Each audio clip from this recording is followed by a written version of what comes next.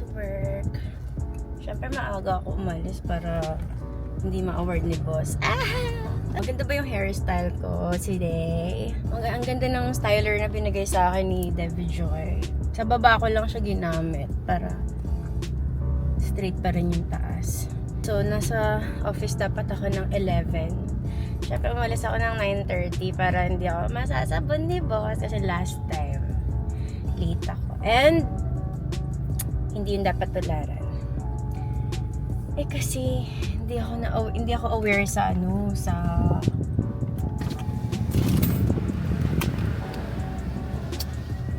stress pag dumadaan ako dito sa subdivision na to, everyday 10 pesos. So, sa isang buwan, magkano sila sa akin? Kung 30 days. Kasi dumadaan din ako dito kahit wala akong pasok sa work Like, napupunta lang ako ng Camarin. Dito yung fastest route. Kasi, private subdivision. Tapos, paglabas mo dito, Fairview na. Dun sa Petron. Tapos, mas mabilis na way yun papunta sa amin, walang traffic. Kaysa magkikirino ako, tapos traffic sa bayan. Naubos na yung oras ko, pati gasolina. Kaya ayun, bayad na lang ako dito ng 10 pesos. But, always choose positivity. Magbabayad ka ng 10 pesos, pero ang binabayaran mo dun is yung convenience na mas mabilis ka makakapunta sa pupuntahan mo kasi nakaiwas ka sa traffic. Yan, shortcut. Actually, parang 3 subdivision ata ang dinadaanan ko. Nung one time, dinala ko yung mga classmates ko dito.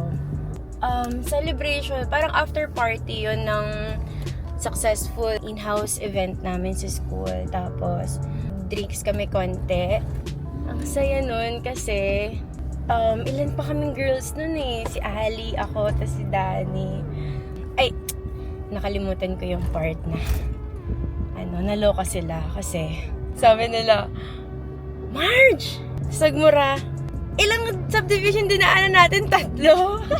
Syempre pag subdivision, panay hams, diba? So syempre medyo mga tipsy na sila. Sabi ko, buti nga hindi ka nagbayad ng 10 piso kasi nga, may bayad nga doon.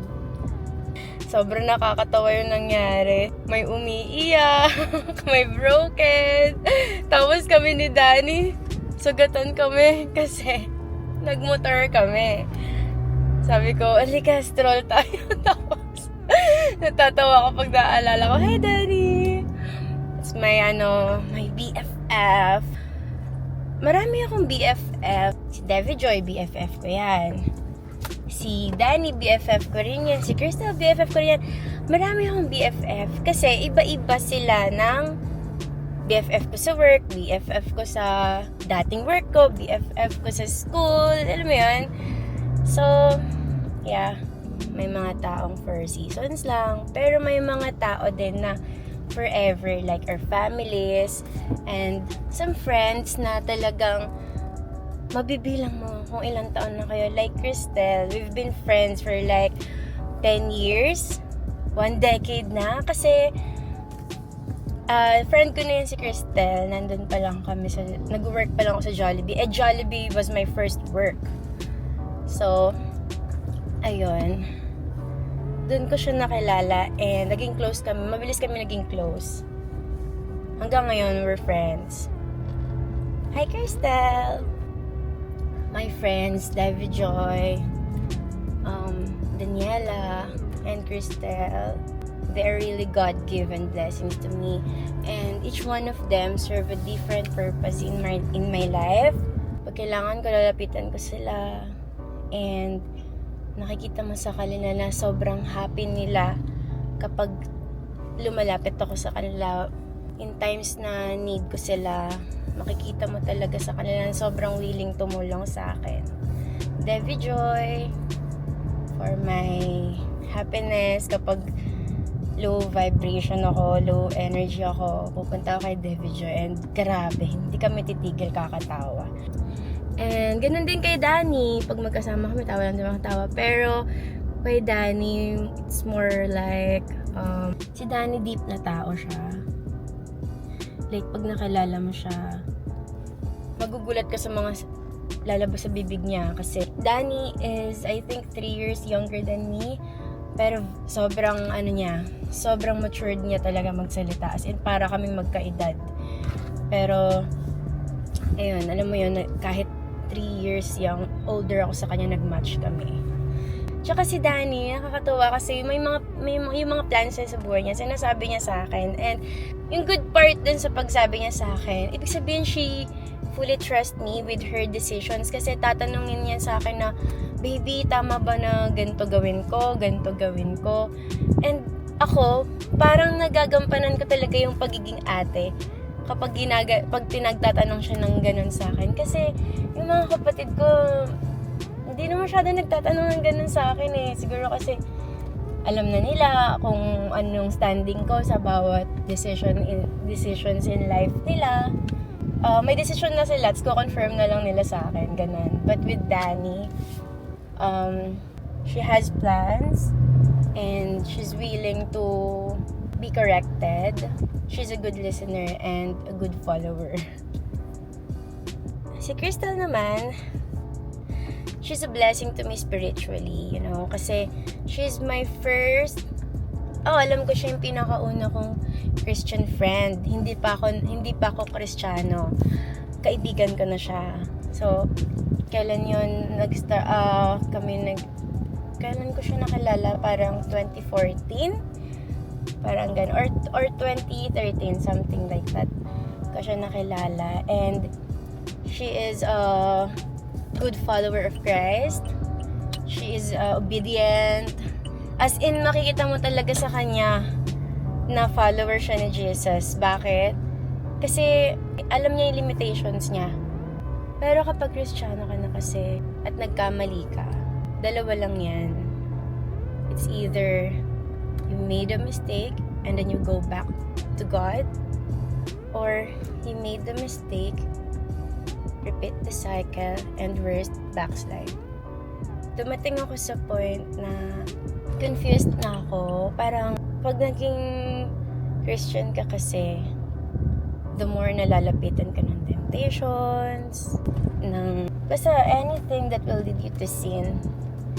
And I'm very thankful that I have Crystal to keep on reminding me na just go back to God. Just pray for it. Pray about it. Naging Kristiyano ako. The first thing I did was to surrender. Pero as I walk with Christ, it gets harder. But God is so faithful that He gives you people that will strengthen your faith. And Crystal was a big part of this journey. Doon mo talaga masasabi what are friends for.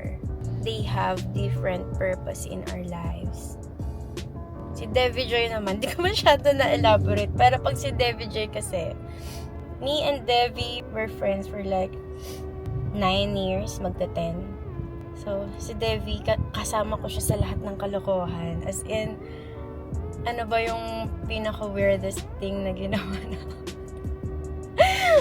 Pinaalala ko, si Devi birthday ko, pinost niya yung video na ihing-ihi na kasi ako, tapos wala kami nadaan ng gasoline station. Tapos, sabi ko, wait lang, itatabi ko kasi iihi na ako. Like, sa gilid lang ako umihi, parang sa ganyan ako umihi, oh. Yan. Parang sa ganyan ako umihi. Tapos, tinakip ko lang, pinang-cover ko yung sasakyan. Tapos, alam mo ba, binidyohan niya ako habang umiihi. Ang dami naming kalokohan memories ni Devi talaga. Sabi mga friends natin, iba-iba yung personality eh. Pero pag kay Devi, parang ano lang kami, parang laging happy lang kami. Yung vibe namin, pag magkasama kami, tawa lang talaga ng tawa. As in, hindi ko pwedeng maiwan yung inhaler ko. Kasi I have asthma eh. Hindi ko pwedeng maiwan yung inhaler ko pag si Devi yung kasama ko kasi hihikain talaga ako. Kaya pag magkasama kami, pag kunwari magkasama kami, nagsasama kami ngayon, kakasundo ko pa lang sa kanya, una nang tanong sa akin, dala mo inhaler mo, gano'n. Kasi nga, kung buong araw kami magkasama, buong araw lang talaga kami tatawa ng tawa. Like, kunwari, mapadaan lang kami sa mall, may makita kaming kakaiba. Nako. As in, tapos ang lakas pa namin tumawa. Yung voice ko nawawala pag si Devi yung kasama ko. Kasi ang sarap lang tumawa, di ba? At ito pa ha. Ito trivia about Devi. Alam nyo ba na tuwing nagbubuntis ako, twice na ako nagbuntis, di ba? I have 2 sons. Nagbuntis ako kay Cleus, nagbuntis ako kay Claude. Lagi akong galit sa kanya. Hindi ko alam kung bakit. Yung unintentional naman, like, parang, kunwari, di ba, mag-uusap kami, ganyan. Bigla ko na lang siyang aawayin for, like, ang babaw na reason. Tapos, ewan ko ba kung pinaglilian ko ba siya or what. Basta bigla ko siyang aawayin. Tapos, hindi ko na siya kakausapin hanggang manganak ako. Tapos, pag nanganak ako, okay na naman kami. Like, ninang pa nga siya nung bunso ko eh. Pero, dito ako believe kay Devi Joy. Kahit ilang beses ako magalit sa kanya, grabe haba ng pasensya niya sa akin. Like, iniintindi niya kahit hindi nakainti-intindi. Parang inignore niya lang na yung galit ko. Tapos next next na kita namin, okay na naman kami. Ganon. Alam mo, hindi niya ako pinapatulan. Lahat ng mga kaibigan kong tumagal sa akin, si Devi Joy, Daniela, Cristel, lahat yan, pinagmalditahan ko na, pero hindi nila ako pinapatulan. Kaya tumatagal yung friendship namin. Minsan kasi may topak ang ate niya, pero, parang, kasi normal naman yun. Kung totoong magkaibigan kayo, imposibleng hindi kayo mag-argue or mag-disagree sa isa't isa. Doon tumitiba yung friendship nyo. Kasi, hindi nyo basta pinapalampas yung issue. Like, you're willing to talk about it. Like, you're willing to explain yourself if the other party misunderstood you or you misunderstood the other party. That's a good opportunity na mapag-usapan yung problema para hindi na siya mauulit. Siyempre, sa friendship talagang hindi nawawala yung misunderstanding. That's a true friend when he or she has the guts to explain himself or herself. Her na lang kasi girl talk naman to. When she explains herself, be brave to fight for your friendship. Kung masyadong mainit, pwede kayong magpahinga. But I suggest, do not end the conversation without fixing things. Siyempre, ma-hurt tayo. Ako kapag meron akong kaibigan na nawawala, grabe ako mabroken. As in, parang yung pagka-broken sa boyfriend, parang ganon din kasakit sa akin. Kasi, I treat my friends like a sister. Always. All of them. At masakit kapag yung maganda yung sinimulan, matatapos. Like, ang ganda yung nag-start as friends, diba? Tapos, matatapos kayo nang hindi nag-uusap. Meron tayong mga kaibigan na dumadaan lang. Seasonal. Huwag mong pagsisihan na nakilala mo sila. Instead, be thankful because you've been taught with the lesson. Yung taong yun, dumaan sa buhay mo para maging lesson sa'yo. So, ayun lang. Haba na itong vlog ko at wala pa rin ako sa work. But, I think, maabot naman ako. Yun lang, bye!